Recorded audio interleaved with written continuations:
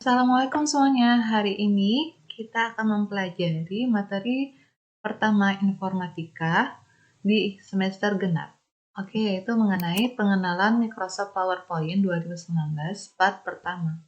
Oke, selamat belajar semuanya. Kita mulai aja ya.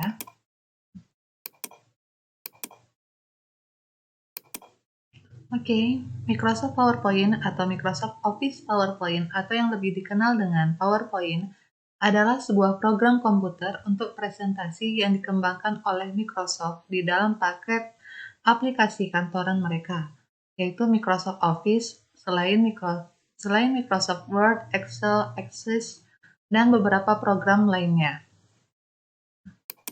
Kemudian PowerPoint berjalan di atas komputer PC berbasis sistem operasi Microsoft Windows dan juga Apple Macintosh yang menggunakan sistem operasi Apple Mac OS, meskipun pada awalnya aplikasi ini berjalan di atas sistem operasi Xenix. Aplikasi ini sangat banyak digunakan apalagi oleh kalangan perkantoran, pebisnis, pendidik, siswa, dan juga trainer. Oke, kemudian kita langsung aja ke bagian-bagian yang ada pada Microsoft PowerPoint. Yang pertama itu ada tab file. Oke, untuk tab file tampilannya adalah seperti ini. Dia berisi nanti ada icon. Ini icon home, new, open, info, save, save as, sampai dengan more. Ini apabila kita klik new akan muncul tampilan seperti ini pada PowerPoint 2019.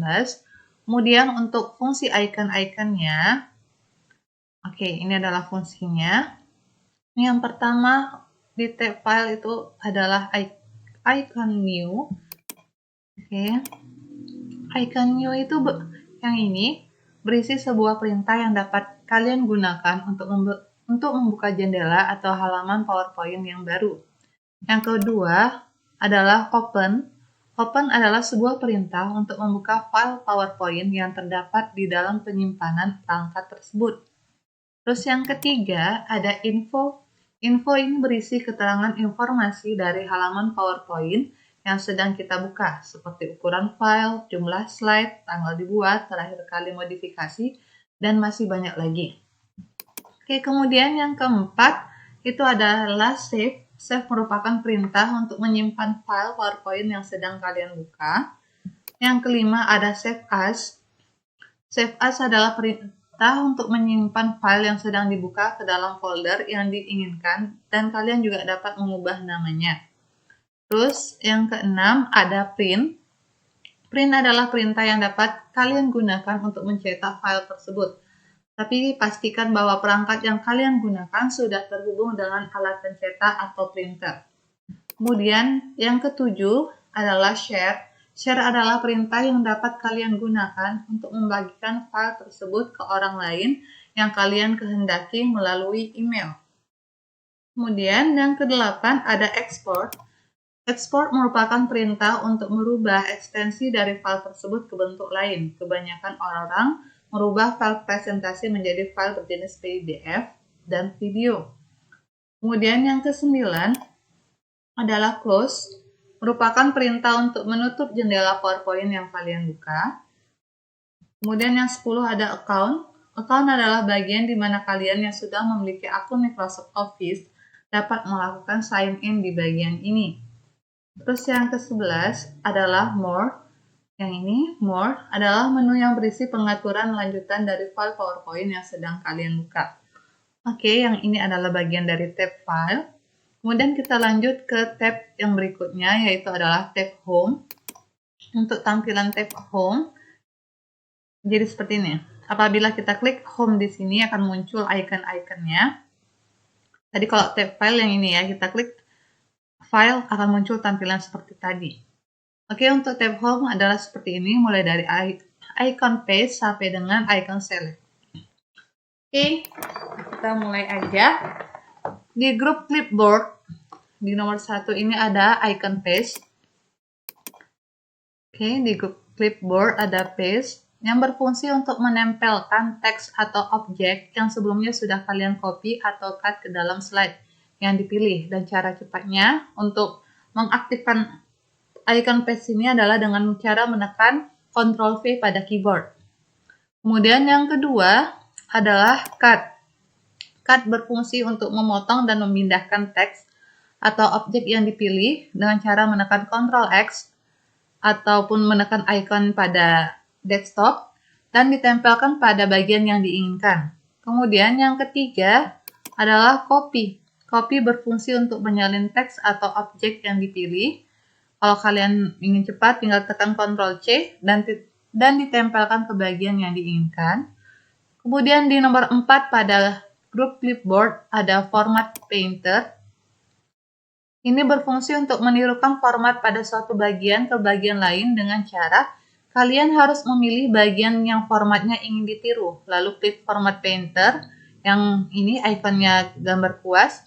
Kemudian arahkan pointer menggunakan mouse ke bagian yang hendak disamakan formatnya. Oke, selanjutnya kita masuk ke grup slides. Di nomor 5 ada new slide yang berfungsi untuk menambahkan halaman slide baru. Kemudian nomor 6, yang ini ada section, berfungsi untuk menjadikan beberapa slide menjadi satu bagian. Terus nomor 7 ada reset, berfungsi untuk mengembalikan format slide yang dipilih menjadi default bawaan sistem. Nomor 8 pada grup slide ada layout. Layout itu berfungsi untuk memilih tampilan tata letak pada slide yang dipilih. Oke, kita lanjut ke grup berikutnya yaitu grup font pada tab home. Yang di nomor 9 ini ada bold. Bold berfungsi untuk membuat teks yang dipilih menjadi tebal atau kita bisa menekan Ctrl B pada keyboard. Kemudian di nomor 10 ada italic, berfungsi untuk membuat teks yang dipilih menjadi miring atau kalian bisa menekan Ctrl I. Kemudian di nomor 11 ada underline, berfungsi untuk memberikan efek berupa garis bawah pada teks yang dipilih. Terus nomor 12 ada text shadow, berfungsi untuk memberikan efek bayangan pada teks yang dipilih. Nomor 13 ada strike through, berfungsi untuk memberikan efek garis tengah pada teks yang dipilih. Kemudian di nomor 14 ada character spacing, berfungsi untuk mengatur jarak antara karakter atau huruf pada bagian yang dipilih. Kemudian di nomor 15 ada change case, itu berfungsi untuk mengubah teks yang dipilih ke dalam format kapital atau non-kapital. Kemudian di nomor 16, yang ini ada text highlight color, berfungsi untuk memberikan warna pada latar belakang tulisan atau teks yang diketik. Kemudian di nomor 17 ada font color, berfungsi untuk mengatur warna teks yang dipilih sesuai dengan keinginan. Kemudian nomor 18 ini adalah font box, berisi beberapa jenis font yang dapat dipilih sesuai keinginan. Contohnya itu jenis fontnya itu seperti Times New Roman, Calibri, Arial, Modern Love, Monotype Prosipa atau lain sebagainya. Kemudian nomor 19 itu adalah font size, berfungsi untuk memilih ukuran teks yang ingin digunakan. Terus nomor 20 ini adalah increase font size, berfungsi untuk memperbesar ukuran teks yang dipilih secara bertahap. Di sebelahnya ada nomor 21 yaitu decrease font size, berfungsi untuk memperkecil ukuran teks yang dipilih secara bertahap. Oke, kemudian di nomor 22 ada clear all formatting, itu icon yang berfungsi untuk menghapus format pada teks yang dipilih dan mengembalikan format teks ke pengaturan default. Oke, selanjutnya kita masuk ke grup paragraf. Oke, di grup paragraf di nomor 23, ini ada bullets, berfungsi untuk memberikan format pada paragraf atau teks yang dipilih menjadi format daftar dengan tanda yang bisa dipilih seperti titik bulat, checklist, atau objek bentuk lainnya. Kita bisa menekan yang di sini. Kemudian di nomor 24 itu adalah numbering, berfungsi untuk memberikan format pada paragraf atau teks yang dipilih menjadi format daftar atau senarai dengan tanda angka atau huruf. Oke, di nomor 25, yang ini ada decrease list level, berfungsi untuk menggeser paragraf atau kalimat yang dipilih ke sebelah kiri. Kemudian di nomor 26, ada increase list level, berfungsi untuk menggeser paragraf atau kalimat yang dipilih ke sebelah kanan. Oke, kemudian nomor 27 ada line spacing, berfungsi untuk mengatur jarak spasi antar setiap baris teks. Kemudian di nomor 28 itu ada text direction, berfungsi untuk mengatur gaya pada tampilan teks menjadi horizontal atau vertikal. Oke, kemudian di nomor 29 ada align left, itu berisi perintah untuk mengatur teks yang dipilih menjadi format rata kiri. Kemudian 30 ada center, perintah untuk mengatur teks yang dipilih menjadi format rata tengah. 31 ada align right, berisi perintah untuk mengatur teks menjadi format rata kanan. Kemudian 32 ada justify, berisi perintah untuk memberikan format pada teks agar menjadi rata kiri dan kanan sehingga jarak per karakter dan jarak per kata akan menyesuaikan. Oke, kemudian di nomor 33 ada add or remove columns. Yang ini itu berfungsi untuk membagi teks Anda menjadi 2 kolom atau lebih.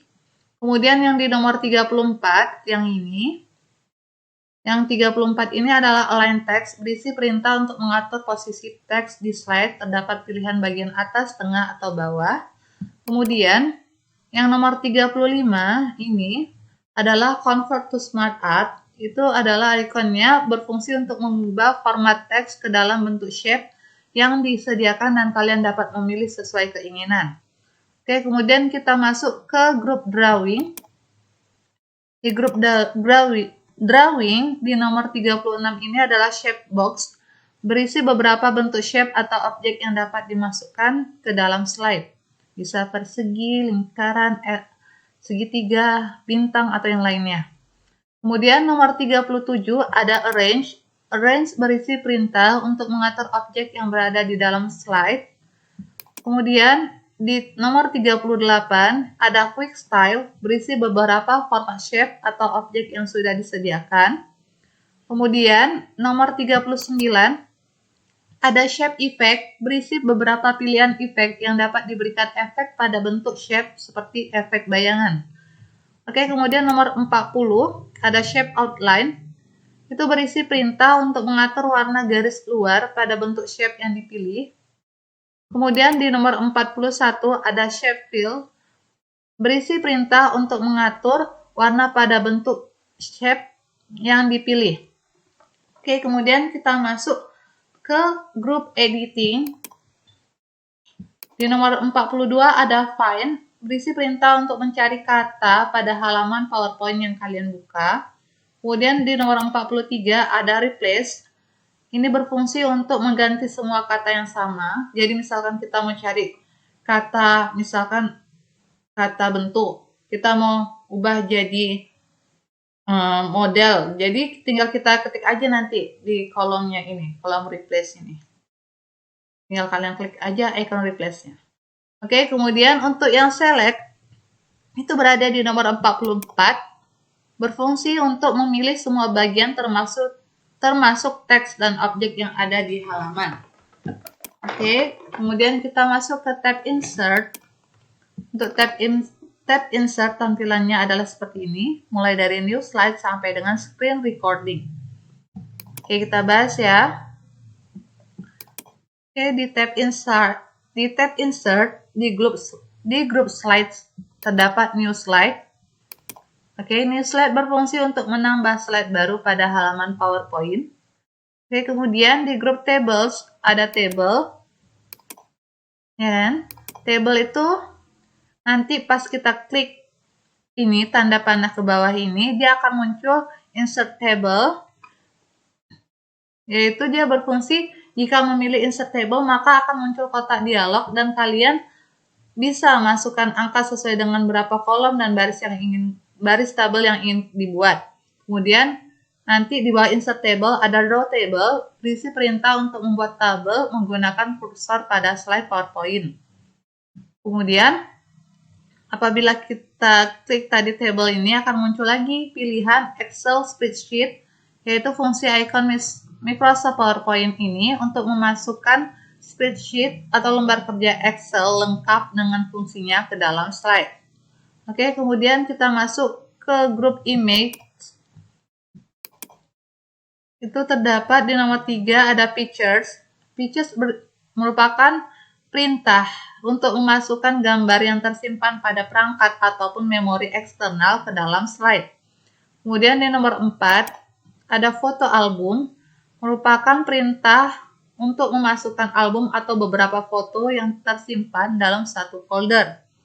Terus di nomor 5 ini ada screenshot, merupakan perintah untuk memasukkan gambar yang berupa hasil tangkapan layar dari beberapa aplikasi yang aktif pada perangkat kalian. Oke, kemudian kita masuk ke grup illustration. Di grup illustration ada shapes. Oke, shapes ini berisi beberapa bentuk objek yang dapat kalian pilih dan masukkan ke dalam slide. Terus yang ini ada icons di nomor 7, berfungsi untuk memasukkan icon untuk berkomunikasi secara visual menggunakan simbol. Di nomor 8 ada 3D models, berfungsi untuk memasukkan model 3D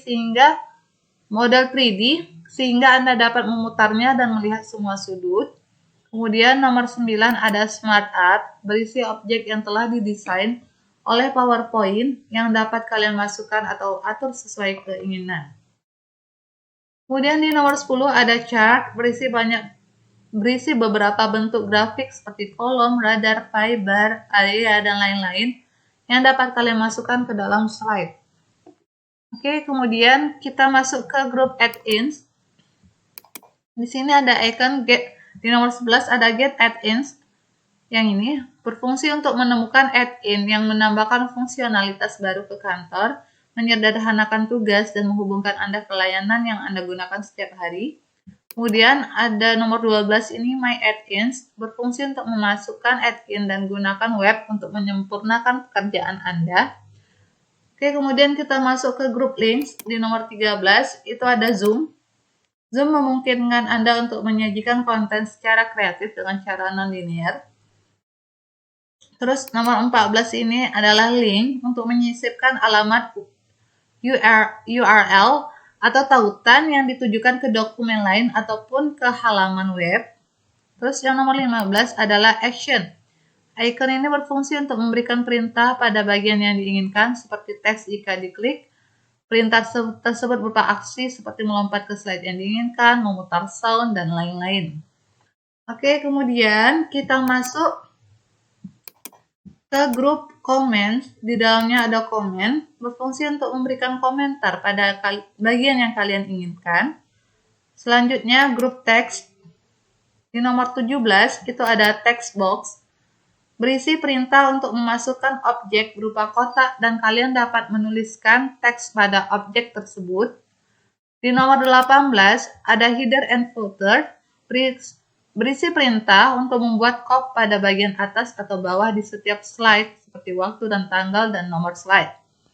Oke, kemudian di nomor 19 ada word art, berisi perintah beberapa desain atau format teks yang dapat kalian pilih sesuai keinginan.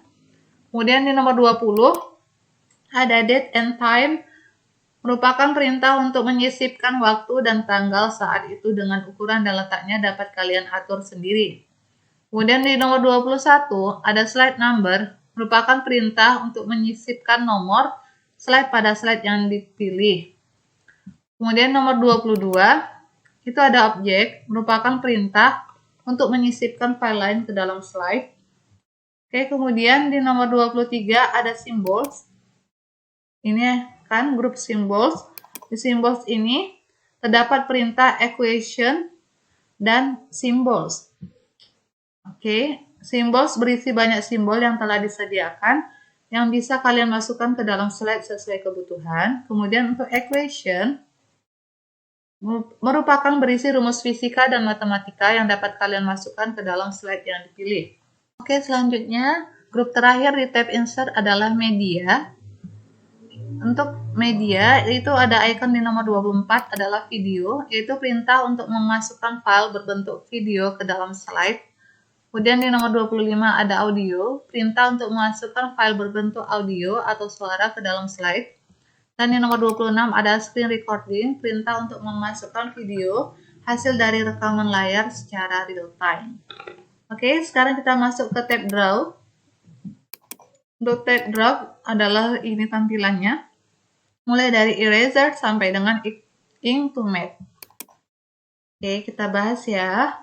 Untuk tab Draw, di Group Tools ada Eraser. Eraser berfungsi untuk menghapus tinta yang telah digambar di halaman. Kemudian yang kedua ada Lasso Select, itu berfungsi untuk memilih tinta dengan menggambar bentuk. Kemudian di Group Pens, ini ada pen ya kan. Pen itu digunakan untuk mengukir objek yang diinginkan. Kemudian ada di Group Stencil ada Ruler. Ruler berfungsi untuk menggambar garis dan menyelaraskan objek dengan penggaris lurus. Kemudian di Group Convert ada Ink to Shape dan Ink to Matte. Untuk Ink to Shape itu berfungsi secara otomatis mengubah gambar tinta menjadi bentuk. Jadi kalau kita misalkan gambarnya itu nggak sesuai buat segitiganya nggak lurus, kita klik Ink to Shape, dia langsung bentuknya segitiga yang lurus. Kemudian Ink to Matte berfungsi mengubah ekspresi tulisan tangan matematika menjadi teks. Oke, selanjutnya kita masuk ke tab Design. Oke, untuk tab Design, tampilannya adalah seperti ini. Dia berisi banyak background yang bisa kita pilih untuk PowerPoint kita. Oke, jadi untuk tab Design ini yang nomor 1 di grup Themes atau tema. Ini merupakan icon yang terdapat pada PowerPoint yang berisi beberapa format tema atau template yang dapat kalian gunakan dan terapkan pada slide yang dipilih. Dan jika diklik pada bagian anak panah, maka akan muncul banyak pilihan dan juga terdapat 2 perintah lainnya, yaitu Browse for Themes dan Save Current Themes. Oke, untuk penjelasan Browse for Themes dan Save Current Themes, ini penjelasannya. Browse for Themes itu adalah perintah untuk menerapkan tema atau template yang tersimpan di dalam perangkat dengan ekstensi PPT atau PPTX ke dalam slide. Kemudian untuk Save Current Themes itu merupakan perintah menyimpan tema atau template yang sedang kalian terapkan pada slide saat ini ke dalam perangkat. Dan jika kalian ingin menggunakan tema tersebut di file lain, kalian dapat menggunakan perintah Browse for Themes. Oke, selanjutnya di Group Variants nomor 2.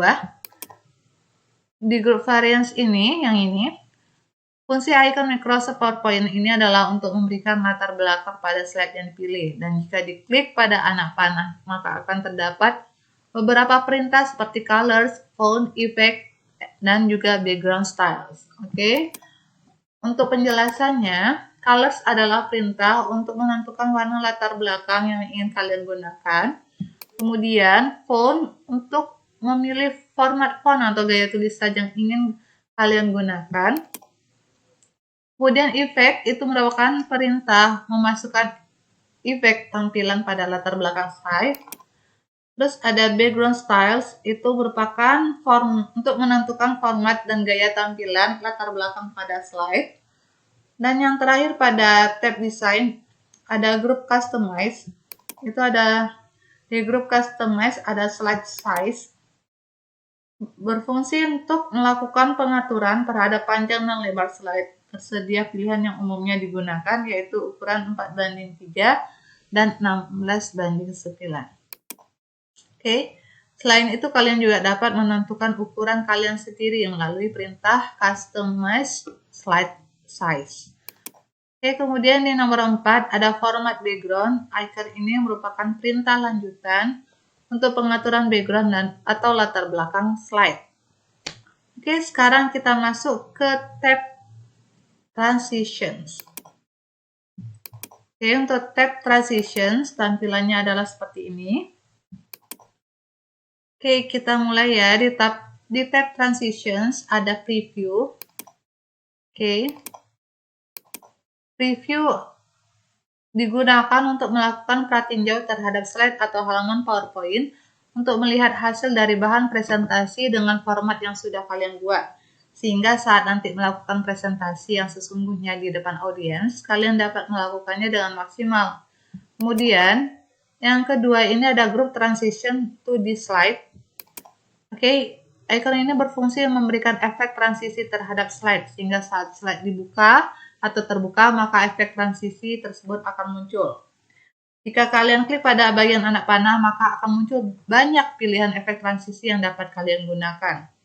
Oke, kemudian selain itu pada icon effect options dapat mengatur arah dari efek transisi yang kalian pilih. Icon ini tidak bekerja pada beberapa efek transisi. Oke, kemudian kita masuk ke group timing pada tab transition.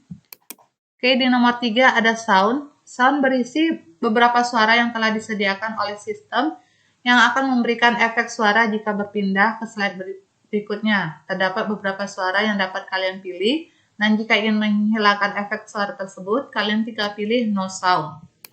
Kemudian duration adalah perintah untuk mengatur durasi dari efek transisi yang kalian pilih. Kemudian nomor 5, apply to all, perintah untuk menerapkan efek suara dan durasi transisi ke semua slide pada halaman PowerPoint. Dan nomor 6, on mouse click, icon ini berfungsi untuk efek transisi yang kalian pilih. Jika dalam kondisi terchecklist, maka saat kalian klik, efek transisi akan langsung bekerja.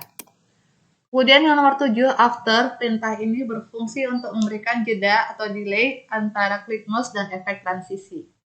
Oke, demikianlah pertemuan kita pada materi kali ini. Semoga kalian mengerti. Apabila kurang paham, tinggal tanya ke Ibu. Oke, assalamualaikum semuanya.